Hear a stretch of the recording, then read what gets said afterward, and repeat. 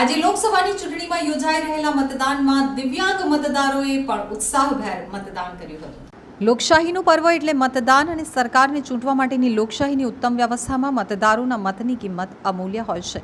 ત્યારે આજે લોકસભાની ચૂંટણી માટે યોજાઈ રહેલા મતદાનમાં દિવ્યાંગ મતદારો પણ ઉત્સાહભેર પોતાના મતાધિકારનો ઉપયોગ કરવા માટે પહોંચ્યા હતા। પોતાના મતાધિકારનો ઉપયોગ કરી અને દિવ્યાંગ મતદાતાઓએ જણાવ્યું હતું કે અમે ભલે ટેકે ચાલતા હોઈએ પરંતુ ચૂંટણીમાં સહભાગી બનીને સરકાર સતત દોડતી રહેશે તેના માટે જ અમે મતદાન કર્યું છે। દિવ્યાંગો માટે મતદાન મથક ઉપર ખાસ વ્યવસ્થા કરવામાં આવી છે તો દિવ્યાંગોને વ્હીલચેર છેક મતદાન બૂથ સુધી પહોંચી જાય તે પ્રકારે વ્યવસ્થા કરવામાં આવી છે।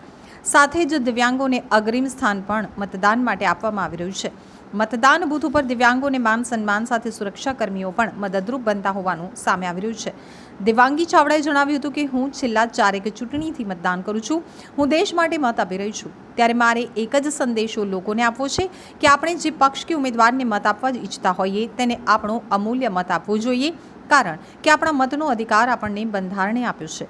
આપણે શરીરથી ભલે અશક્ત હોઈએ પરંતુ સરકાર તો સશક્ત ચૂંટવી એ આપણો અબાધિત અધિકાર છે। बस जो दिव्यांगों માટે આમ તો સારી વ્યવસ્થા કહેવાય કે સાહેબ લોકો બધા સારી હેલ્પ કરી છે અને કોઈ તકલીફ અમને પડવા નથી દીધી કે અંદર ઠેઠ રૂમ સુધી આપણને સહયોગ આપ્યો છે સારો એવો। આજે મતદાન છે લોકોને શું અપીલ કરશો?